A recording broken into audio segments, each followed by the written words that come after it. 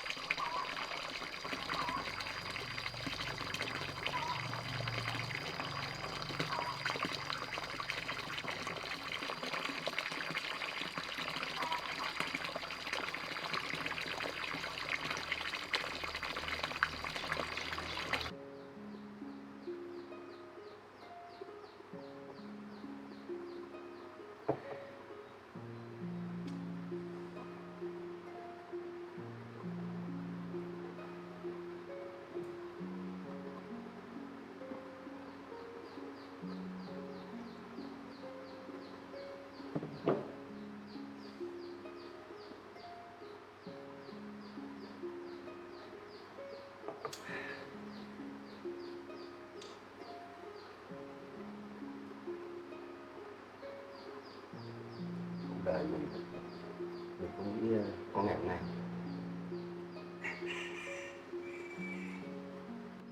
Già 3 ngày tuổi đầu rồi, nó hai đứa tóc rồi mà vẫn bị con trẻ đanh nó lừa. Bây giờ mình mất hết tất cả, không mặt mũi nào quay về với vợ con.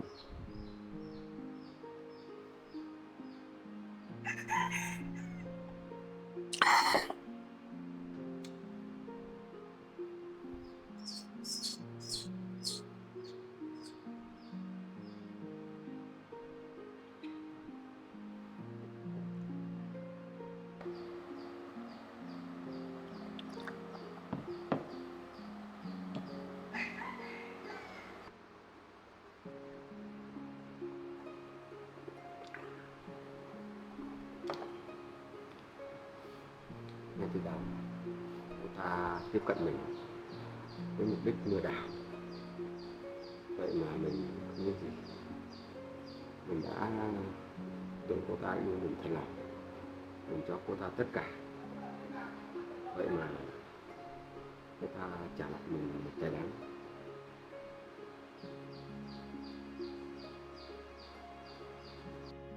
Mình vừa đi đặt các đối tác rồi, các đối tác bây giờ đang thúc mình để trả lời.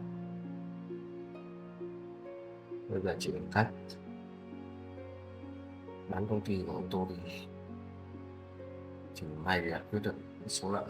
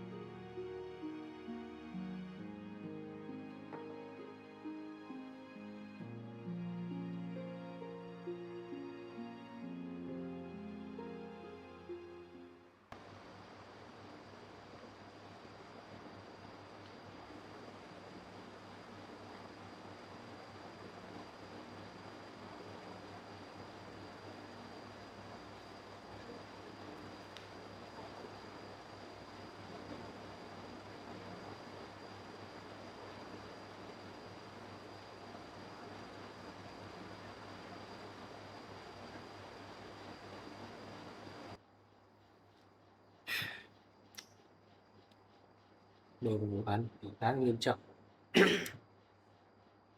Vốn có tên Hải này, mang tính chất xuyên quốc gia, lừa đảo số tiền lên hàng chục tỷ, bên số tài sản rất là lớn. Bây giờ lực lượng công an xã mình không đủ điều kiện để điều tra, có lẽ mình phải báo cáo lên cấp trên để xin chỉ của cấp trên. Khả năng tên Hải đã bỏ trốn ra nước ngoài. Mình phải xin chỉ đạo của cấp trên, nhờ cấp trên hỗ trợ, cũng như là liên hệ với cảnh sát nước ngoài để nhờ người ta phối hợp điều tra bắt giữ tên Hải này. Chứ bây giờ mình, cơ quan công an xã không đủ điều kiện làm việc này.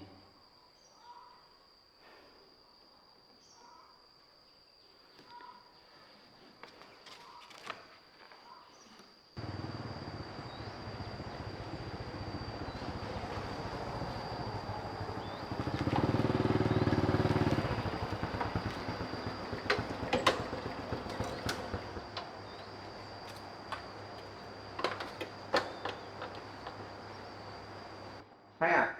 Không, đến đây à? Không.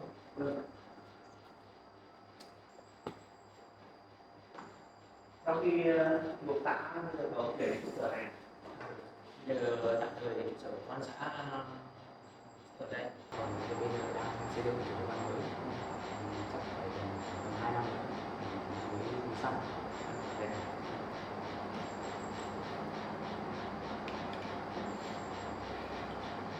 Uống nước.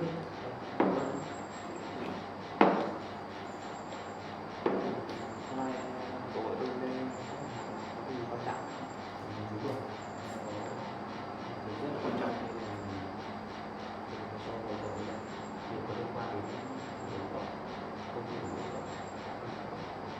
Tôi có nói Cậu có biết là công ty của bố cậu vừa bị lừa đảo với số tiền rất là lớn lên đến hàng chục tỷ đồng không? Cái gì cơ? Công ty của bố tôi bị lừa á? Đúng vậy. Chuyện là như nào vậy? Cậu có thể kể rõ được không? Chuyện này khá là dài. Hôm qua bố cậu có đến phía công an chúng tôi ấy, để làm đơn trình báo về việc công ty của bố cậu có bị người đối tác ở nước ngoài ấy, lừa đảo chiếm đoạt một số hàng của bố cậu ấy lên đến hàng chục tỷ đồng. Cậu biết điều này không? Chẳng nhẽ lại là đơn hàng cô Thương giới thiệu cho bố tôi sao? Chính xác. Đúng là đơn hàng mà cô Thương giới thiệu cho bố cậu. Vậy là bố tôi đã bị cô Thương lừa. Đúng rồi đấy. Cái cô Thương kia và cậu Alex Trần ấy, mà Alex Trần tên thật là Trần Văn Hải, đã cùng lên kế hoạch để phối hợp với nhau để tiếp cận bố của cậu để lừa đảo công ty của bố cậu đấy. Bảo sao cô ta còn rất là trẻ mà em đi cặp bồ với một người đáng tuổi cha cô ta. Hóa ra đều là có ý đồ cả. Vậy hiện tại phía công an các cậu đã bắt được tên Hải và cô Thương này chưa? Hiện tại ấy, tên Hải đã bỏ trốn ra nước ngoài cùng với số hàng của công ty của bố cậu thì chúng tôi chưa bắt được. Còn cô Thương thì chúng tôi đã ra quyết định tạm giam để phục vụ công tác điều tra. Vậy à? Mà cô Thương và cậu Hải kia có mối quan hệ gì mà lại liên kết với nhau phối hợp để lừa đảo chiếm đoạt tài sản của công ty của bố tôi? Hay là giữa công ty của bố tôi và phía anh Hải cũng như cô Thương kia có xảy ra mâu thuẫn gì không? Hôm qua trong lúc là công tác điều tra lấy lời khai thì cô Thương ấy, của bố của cậu thì tôi được biết là giữa hai bên công ty ấy thì không có xảy ra mâu thuẫn gì trong việc làm ăn. Nhưng mà tôi được biết của cô Thương là người tình của Thiên Hải kia. Vậy sao? Đúng vậy. Là người tình mà cậu ta cho cô Thương cặp kè với bố tôi. Đúng vậy. Chính cô Thương cũng không biết là cô ta chỉ là con rối để cho Thiên Hải kia điều khiển và lợi dụng để tiếp cận bố cậu để nhằm lừa đảo để chiếm đoạt tài sản của công ty bố cậu.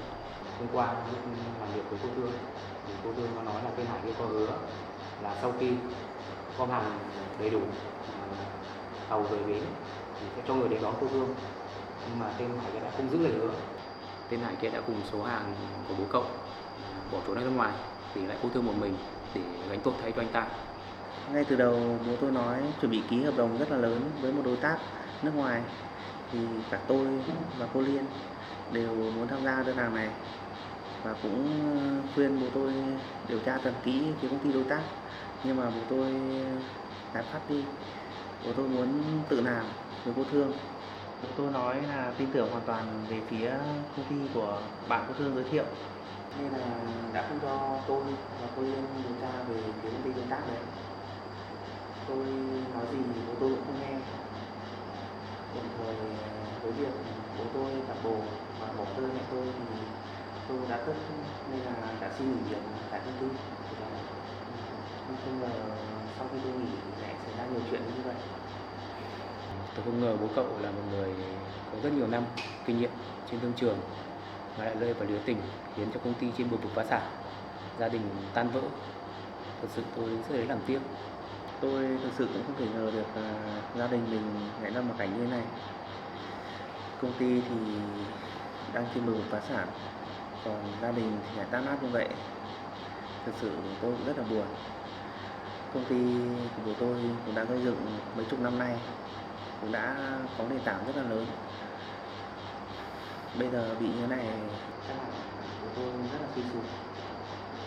Cho dù bố tôi đã làm anh em tôi rất là thất vọng, cũng như là đối xử tệ bạc với mẹ tôi, nhưng thực sự là con thì tôi vẫn thấy cảm thấy rất là thương bố.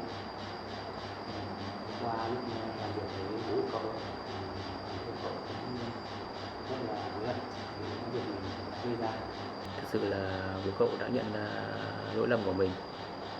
Bố cậu chỉ mong là mẹ cậu với lại anh em các cậu, gia đình tha lỗi cho ông ấy. Hôm qua lúc làm việc với phía công an tớ thì ông cũng rất là suy sụp về tinh thần và bị sốc. Xảy ra một chuyện lớn như vậy không suy sụp làm sao được. Mà phía công an các cậu đã điều tra tên Hải kia đến đâu rồi? bên phía công an chúng tôi đã điều tra và biết được tên Hải này là mang quốc tịch Singapore, thì khả năng hắn đã bỏ trốn sang bên Singapore. Thì chúng tôi đã báo cáo lên cấp trên thì xin chỉ đạo khả năng là chúng tôi sẽ phát lệnh truy nã toàn quốc và quốc tế đối với tên Hải này, và cũng nhờ lực lượng cảnh sát Interpol quốc tế hỗ trợ để điều tra cũng như là bắt giữ tên Hải, nên là cậu không phải lo đâu. Bây giờ cả gia đình chúng tôi đều nhờ cậy cả vào phía cơ quan chức năng của các cậu, mong sao là sớm bắt được tên Hải kia và lấy lại số hàng mình trả lại cho công ty của chúng tôi. Gia đình chúng tôi sẽ thực hiện công tác điều tra nhanh để làm sao sớm bắt được tên Hải kia. Nếu như cần hỗ trợ thì cứ gọi cho tôi nhé.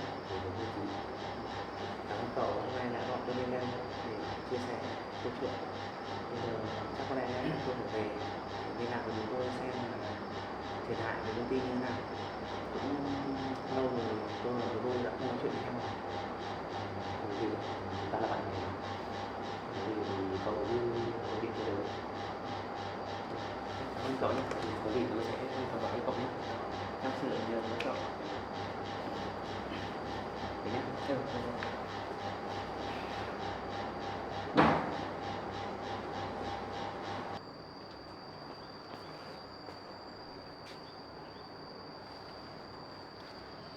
Bây giờ mình phải gọi cho bố, xem bố đang ở đâu để đến gặp trực tiếp nói chuyện với bố, xem là tình hình thiệt hại công ty như thế nào, xem là mình có thể giúp đỡ gì cho công ty không.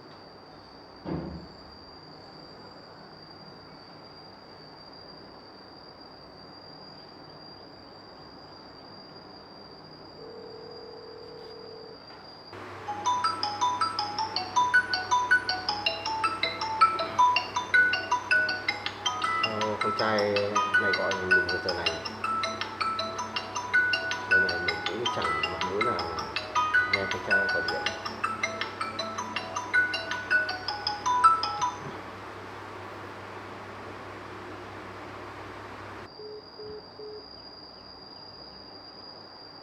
Bố không nghe máy. Không biết giờ này bố đang ở đâu nữa.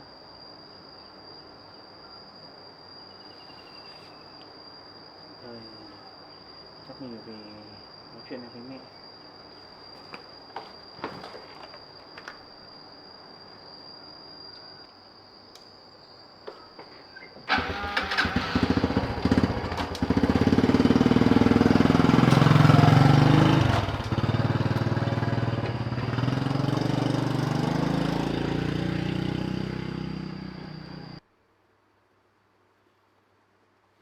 Mình suy nghĩ kỹ, chỉ bằng một cách nắm công ty và ô tô, chỉ lấy cái tiền trả nợ cho đối tác.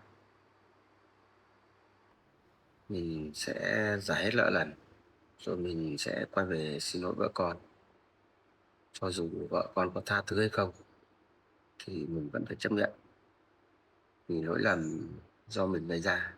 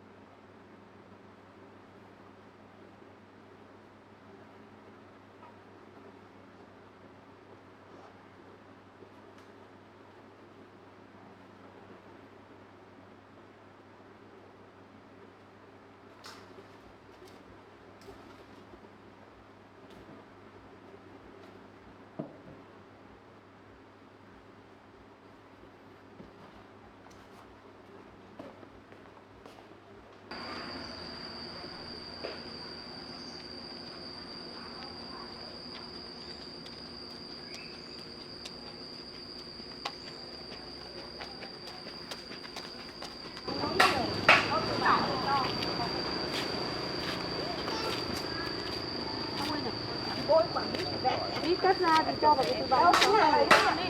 Anh bỏ ra. Cho túi vào túi bóng đi. Đi cắt ra cho.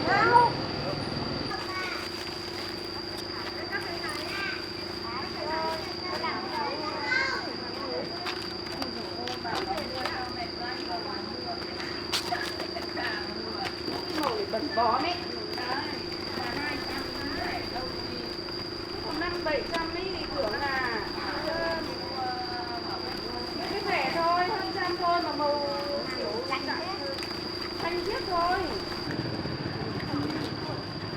chanh không bà ơi?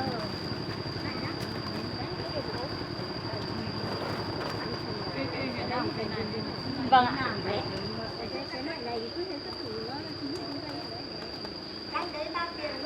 15.000 một cân bà. Này. Vâng. Lên đây ăn đi chị ơi. Ông mua chanh không bà? Cháu ơi, lấy chanh hai nhau thế.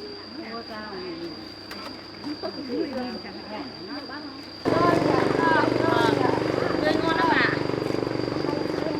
Lấy không lạng thôi, bà. Nó cứ lấy cả cân để ăn bà. Thế bà nhặt đi. Chanh đi bà ơi. 15.000 một cân đi bà. Chanh của nhà. Nó nhiều quá. Bà có lấy đồ ăn được bà. Mua chanh không bà ơi? Nhiều. Chỗ này trăm cân được bao nhiêu? 15.000 các bạn. 7 lạng bà. Việc cho hẳn cân thì cho nó Dạ vâng. Về rẻ đấy, một cân để ăn ạ. Đây quả bóng nước bạn đây. xanh này Lấy những quả da bóng này. Da bóng này lấy nước. Nhiều quả nhỏ nhỏ bé như mọng nước á. nó nhìn cái này nó mọng nước này. Cân ạ. Bao tiền cân chanh? 15.000 cô ạ. Cái này chanh ta đây này. Vâng ạ. Cái này ăn nó mới thơm mà chanh này để trong tủ để ăn được lâu lắm. Bà ơi, bà có ăn rau cỏ gì không? Cái lặng thinh thế. Nhặt chanh thôi, con quanh đi nhặt vài mớ rau đi cho đắt hàng. Đây đều à? Đây là chị ơi. Quả một Bà sẽ gửi lại đây. cảm ơn. Đây là quả chị ơi. Trường đá mà đang dán mỡ như này đã là bẹt thắt ra chân mỡ nước. Vâng. Ôi chị vội vàng ra chảo nước thì em biết nước thì đổ xuống lúc này nóng. Ôi chạy vào đến tủ để lấy cái con đá ra thì bỏ con đá vào chậu xong thủng cái chân mình vào thì nó đã mất bao nhiêu thời gian rồi. Thế là ông bảo là mày đổ rượu vào cái chậu, không vứt con đá vào cái chậu, ngâm cả rượu cả đá. Thế là trước bắt đầu thì nó sót thế thôi nhưng mà để nó dịu ngay nhưng mà rượu thì phải để hòn đá. Mỡ đang chảo mỡ đang sôi bọp. Có mua miếng mỡ của ý Lý. Hôm nay dán mà đảo đẩy mà làm sao nó va vào cái thành của cái chảo mà nó bắn vào làm cái pẹt một phát vào chân. Hai quả nữa vào 10.000. Vội vàng ra xả nước thì nước trên bồn chảy xuống nó nóng hổi vào chân đây. Chanh bà ơi. Thì bà bảo vội thì lao từ bếp ra cái là xả nước. Thế là vội vàng vào lao vào tủ lấy khay đá ra xong là bỏ vào chậu nước. Thế là gọi ông ngoại bảo là ông mang chai rượu lên cho con thì ông đổ rượu vào cái chậu. Không thả hòn đá vào cái gì chậu đấy. Ông cứ thục chân đấy. Suốt bắt đầu mấy tiếng buổi trưa cháu cứ ngồi thế với cái chậu. Nước bán nào?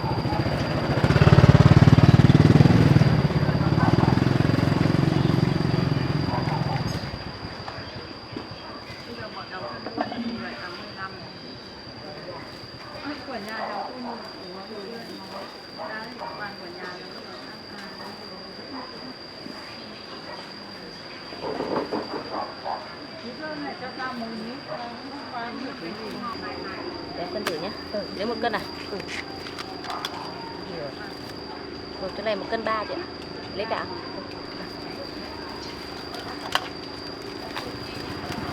Em lấy chỉ thêm mấy quần có vào 20.000 nhé. Để đi một nữa lắm. Đây cảm ơn.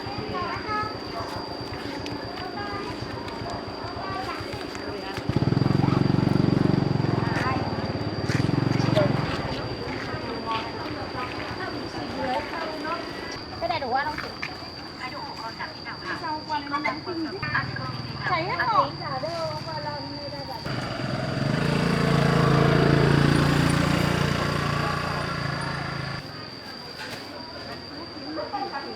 Quả như này. Về đấy mọng. Về bé chợ rồi thì về thôi. Đau quá về trường hóa đồng không vừa bữa. Nhiều quả nhỏ như này. Quá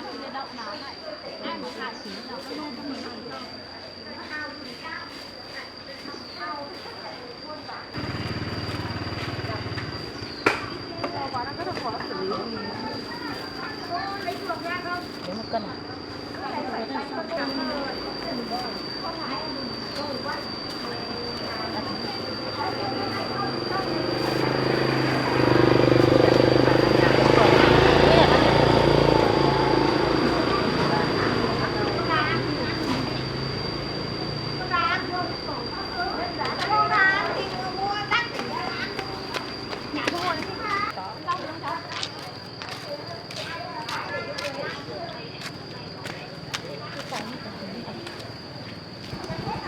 Chiều mai có mang không nhỉ? Không ngứa này. Nửa cân cô Chiều mai có gì? Không cua đâu chị? Chiều mai thì đi. Ôi nọc rồi, mở nọc một cua. Hai cân gì? Nửa của chị rồi ấy. Chiều mai chú đấy. Nếu mà chú quên gọi chú nhá. có gửi tiền cái chợ luôn.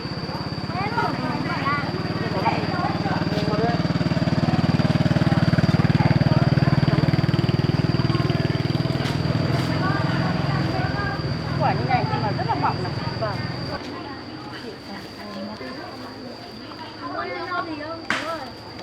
Ông ăn rau không ông?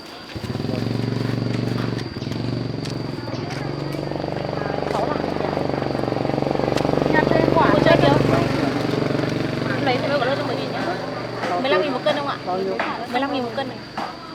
Vâng, ông lấy cân về ăn. Vâng ạ. Lấy thêm 3-4 quả. rồi. Thoải mái. Vâng ạ.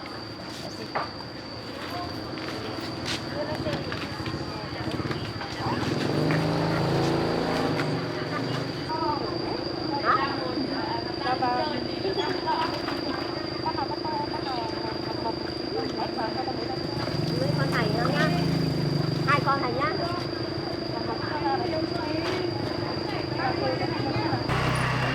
Bà có làm lắm chứ tôm phải đun nước uống ghê. Này mỡ bé này. Nào.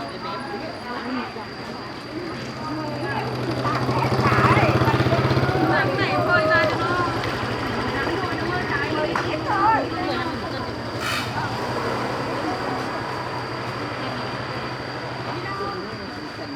Nhiều nước lắm bạn.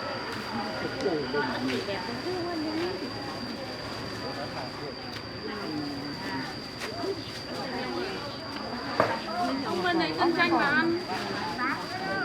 Chanh của chị nói chúng ta đấy. Phải để lâu. Thế á, tôi đây một tơi. Gái ơi, rau muống ngon lắm. Của bà 5.000. Cái tiền cân đó này. 15.000 1 cân bà. Tối nay nhà có việc rồi, đang đến mang đi 5.000 cấu. Vào đây cho bà thêm 2 quả nữa. Xanh của nhà bà. Cô lấy của đâu? Cô mùng tơi của đâu? Đây. Nó đây mùng tơi như này. Vâng, quả nhỏ nhỏ. Còn nó nhỏ thì nó vừa. Mẹ là Để nấu canh hay làm gì? đo quán này này thôi. 2 bữa này. 50. Vâng ạ.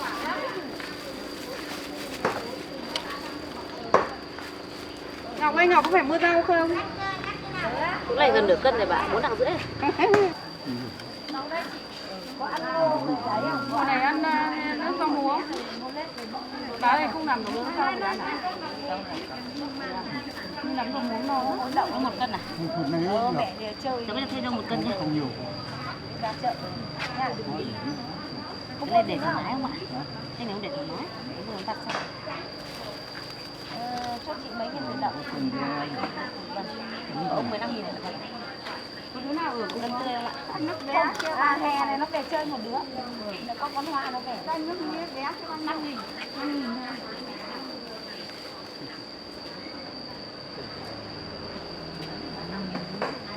Giờ cứ con bán đi giờ lại gần bán giá mà rồi vớt ra đây bán nhiều có bán được không? Bán gì? Ngâm giá đỗ thì Giá đỗ ấy. lời thì đem ra đây mấy không chỉ 2 lý à. Không ăn cháo mười rau. Làm ná thì tôi phải đun nước uống không? Ông 5.000 thôi về ông bà đun nước uống. Có đi mua mấy quả chanh. Đấy sang mua chanh. Cái đồ hôm Đấy. Cho bà nó hỏi bà xem bà có số của nó thì cho cháu. để thì điện thoại ở nhà. Mới có mấy quả của. Thế à? Có tiền cân chanh đấy. 15.000 một cân. Kiểu không mua nha. Có nhận cân không để nó qua để nó học ấy, để thoải mái quá. Mấy cháu ơi mới trở về nhà Ngọc Diêm cháu và cũng nhặt chơi. Nó bảo là bé này nó đi ăn thì uống thôi. Vâng. Cái cân 15.000 nhiều lắm. Có mỗi mình ăn đấy. Nó chọn quả bóng bóng đấy.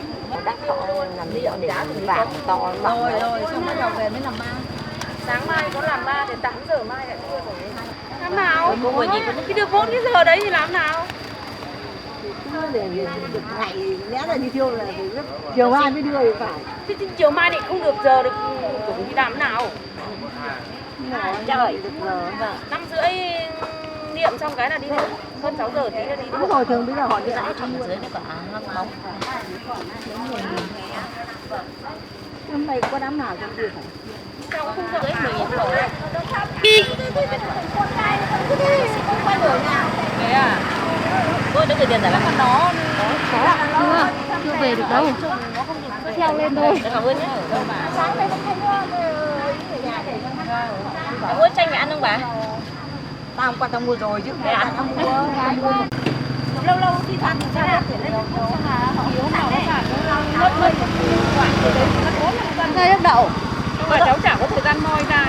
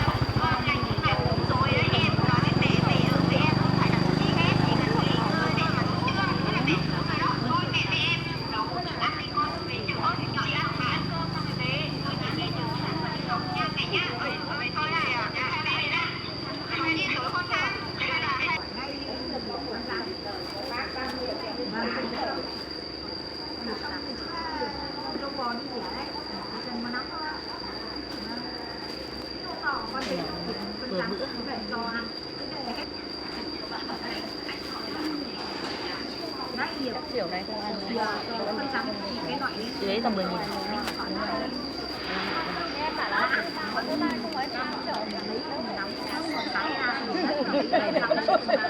Đây 8.000. Đấy nữa. Là nó ăn từ nào sau nó lắc vào cái tê với cào thì nó thấy màu xanh xanh thì nó ngọt thôi.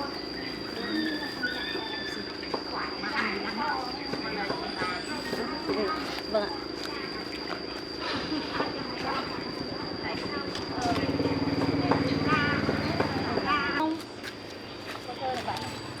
Mua nhiều mới ít. Mua để làm hàng à? À thì nhà mày bán bún ở ngay ngõ đây đúng không? Thế là các vị có bán cho. Con mua cháu ơi. Chanh chị ơi. Một cân nhá. Cân là 30.000. Mấy cân thì bà lại tính kiểu khác. Rau ngót kìa chị Linh ơi. Núi rau ngót kìa. Rau ngót kìa có bán không? Có cả. Không cần là nó mọng lắm. Miễn là nó to mà này. Gấp hàng mà bán cho mới Rau đi cháu. Em bán của em. Mỗi ngày chỉ cần chỗ nhà thì quay nửa quả thôi. Nửa quả ngoài đấy đấy. Nửa quả cho Bà mình. trên ngõ nhà. Bắt đầu mình xoa hết rồi lên mặt. Xong rồi là cái mắt của mình nó đỡ bị ấy. Thôi được rồi. Chứ mày không được ý thôi chứ ngày nào bà đi hôm qua cũng một chậu lại 1 cân 6 bạn. Hôm qua cũng một chậu lại. 2 nhà hàng lấy là hết. Cháu làm bao nhiêu tiền? Cái chỗ đấy bà 23.000. Nó đang dưới là 50 ước tí 2 hàng hộp.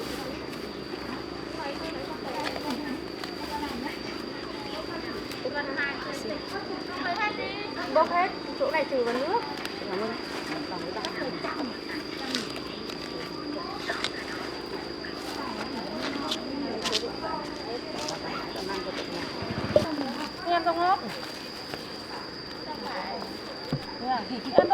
non mà, bà hái những mầm không về chỉ việc hái nấu thôi, không làm gì hết. Ừ đấy. Nhiều lúc nhiều nhanh hơn não là chỗ đấy hôm qua tí hộ ở Minh ấy. Bà bán 25.000 cân.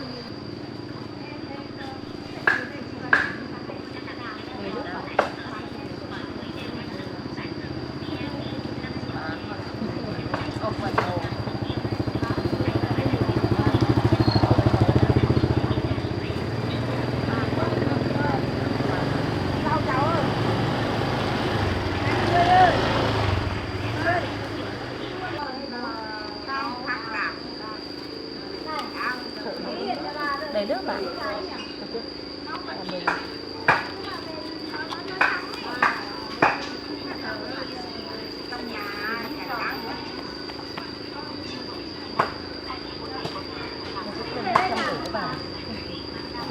Lý tờ 101.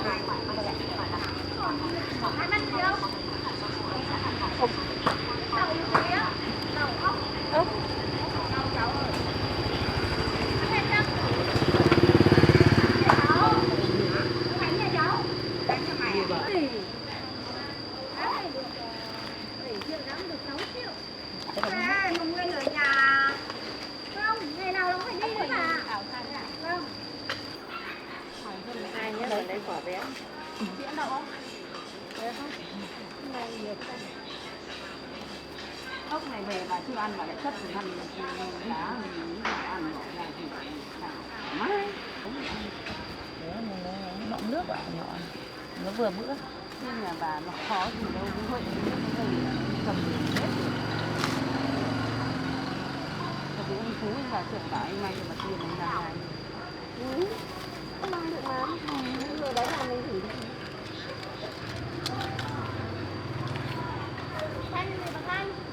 Không biết để đến tối cho mang lên là tối đi tập thể dục mang ra chắc chùa. Chứ không tối nay chẳng thật nữa bà thắng mà chết rồi. Bà ngoại cháu. Vừa chết sao?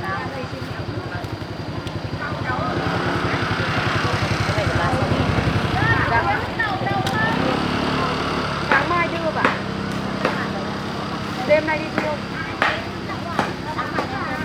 Vâng, nó được mỗi cái giờ đấy thôi. 8 giờ sáng mai đưa. Bà ngồi bà cười cái gì? Cháu không được xuất hiện cái lúc chưa liệm thì cháu không ra chứ làm sao? Thành nhẽ cháu ngồi im ở nhà. Anh biết ta cười cái gì đang nói chuyện đấy bà. Nghĩ được cái bộ. Đang nói chuyện đấy bà lại ngay vào bà thấy thế nào? Sao thế?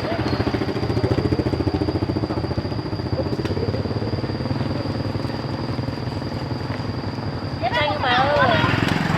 Con gái làm mấy khoảng nước xịt cảm ơn đã bán phát.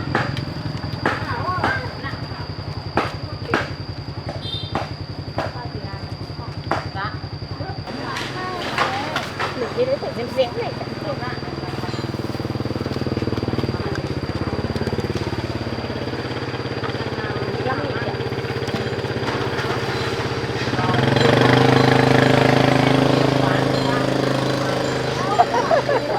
ủng hộ tôi mớ rau ngót. Thế à? Không khoán thôi, bà mớ lên lấy 10.000 đấy. Bà cho vào túi cho tôi. Đây, giải quyết luôn. Bán cho anh rau ngót đã rồi mới về được. Bán 2 mớ tặng 1 mớ. Này được cân chưa? Cái này Xong là nó đề xuất các số đấy mình không theo nó nữa. rời trương, lâu lắm rồi cô mới nhìn thấy. Cô ạ. Cái này như phải béo lên nữa chưa? Giờ trắng xinh hơn ngày xưa nhiều lắm rồi. Béo lên Này. xinh. Mình thì có ok. Cắt non choẹt luôn mà. Để bà tuốt đi xong ngâm cất và ngăn mát chứ đừng cất cả như này nó nóng. Mới được có 8 tháng rưỡi các bạn. Tuốt không để cái Có nhặt đổ thêm. đến tối đi ngủ thì mới cất vào tủ. Nó ráo ráo đi. Thôi đi về. Còn 2 mớ rau đay hồng tơi nhưng thôi về. Ngon lắm.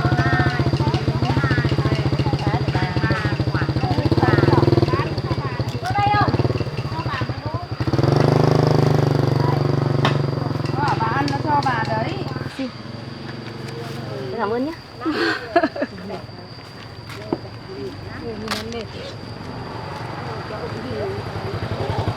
Chanh đi cô. Giờ chanh này bán nào? Còn bằng này bán nào? Chả bán rẻ đâu cô ạ.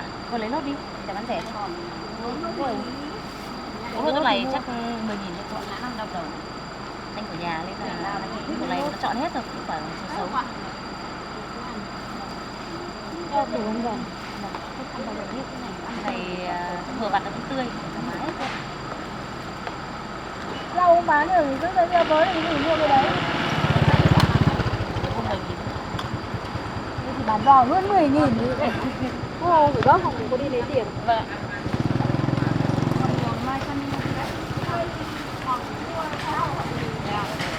Ai đi có lấy để bán không? Không. Sang đấy không bán. Lắm ạ. Nó sẽ hơn. Quả đào nó lại cái đào kiểu kia. Đào này đâu? Đào lông lông cái đào đấy.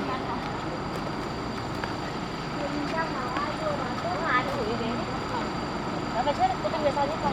Về lại.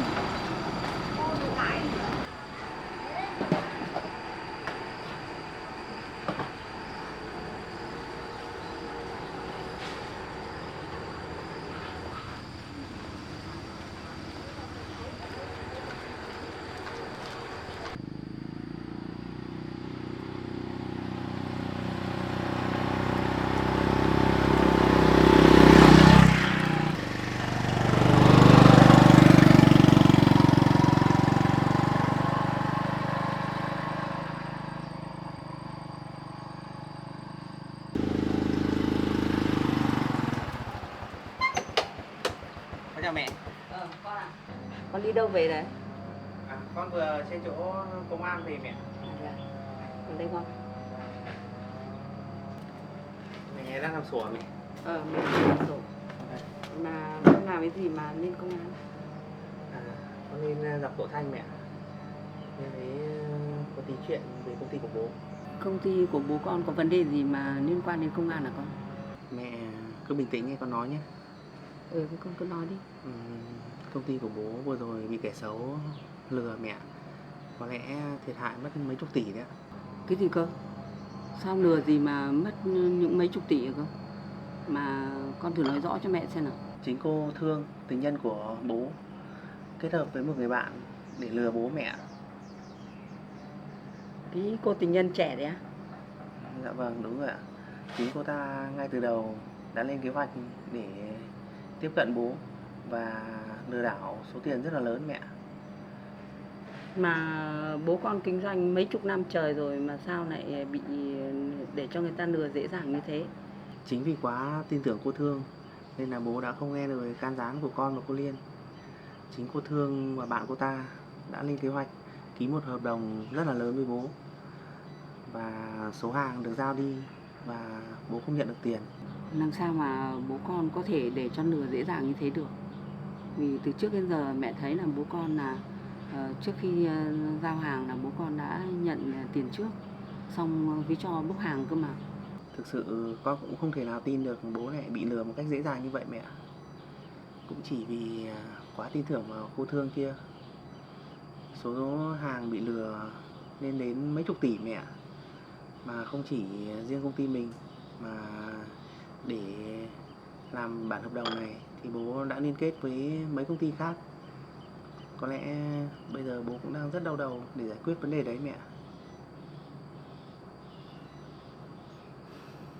Thực sự là mẹ rất là sốc và bất ngờ con ạ. Mà mẹ cũng không biết phải làm như thế nào. Mà về phía công an thì bây giờ như thế nào rồi con? Tạm thời thì cậu Thanh nói với con là đã bắt được cô Thương và đang tạm giam mẹ để phục vụ cho quá trình điều tra. Còn kẻ cầm đầu thì hiện tại ôm số hàng và đã bỏ trốn sang nước ngoài rồi mẹ. Thế kẻ cầm đầu nó trốn ra nước ngoài thì liệu có bắt được và thu hồi lại được tài sản không hả con? Chuyện này thì con cũng không rõ mẹ.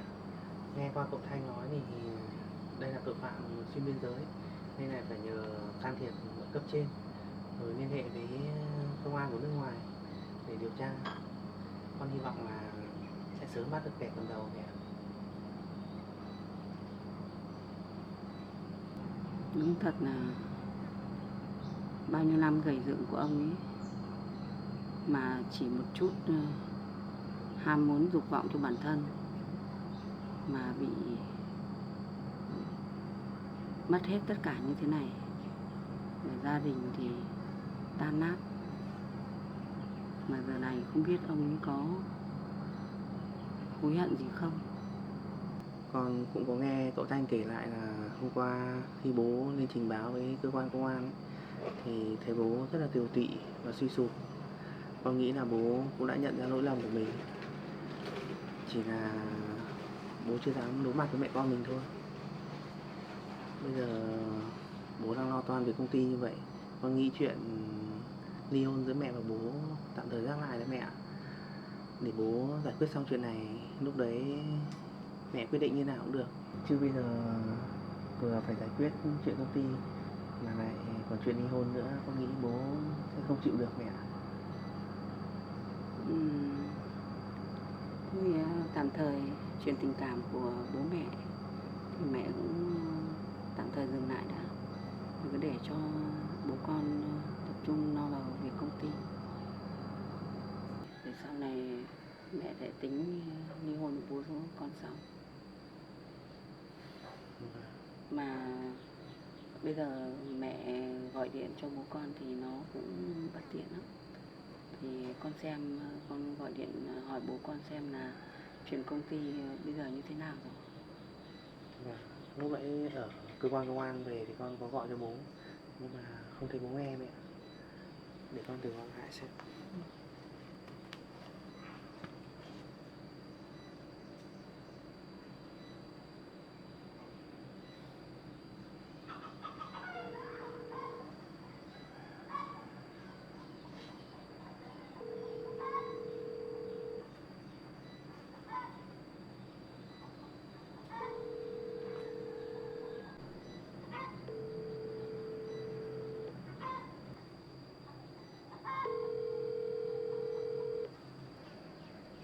Không thấy bố nghe mẹ. Chắc là giờ này bố con đang rất là xấu hổ nên là không dám đối mặt với gia đình, với mẹ con mình. Tuy rằng là mẹ giận bố con lắm, nhưng mà dù sao chăng nữa đây cũng là một tài sản lớn của gia đình. Bao nhiêu năm gầy dựng và sau này cũng để cho các con, mà đến bây giờ bị người ta lừa lấy hết đi như thế thì mẹ cũng rất là buồn. Mẹ chỉ mong sao nhờ vào phía công an để sớm tìm được ra thủ phạm để lấy lại được cái tài sản mà bố con đã bị lừa. Vâng, thôi mẹ yên tâm đi. Con nghĩ là phía công an của nước ta rất là giỏi, nên là sớm sẽ bắt được kẻ cầm đầu thôi mẹ.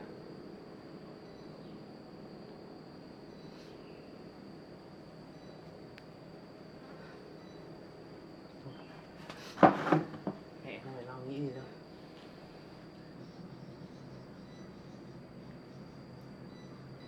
Mẹ nghĩ đau lòng lắm con ạ. Bố mẹ lấy nhau từ hai bàn tay trắng, mấy chục năm gầy dựng với được cơ ngơi như thế này, mà chỉ một chút sai lầm của bố con mà cơ ngơi sập đổ hết. Thôi mẹ đừng suy nghĩ nhiều nữa, rồi này ảnh hưởng đến sức khỏe. Dù sao thì chuyện cũng lỡ xảy ra rồi. Bây giờ gia đình mình đã nhờ về phía cơ quan công an điều tra, thì con hy vọng là phía bên cơ quan công an sẽ sớm bắt được kẻ chủ mưu mẹ. Mẹ cũng trông chờ phía công an sớm bắt được bọn chủ mưu đấy để gia đình mình sớm lấy lại được tài sản của nó. Dạ vâng, mẹ cứ yên tâm nhé, chắc chắn là sẽ bắt được kẻ chủ mưu sớm mẹ.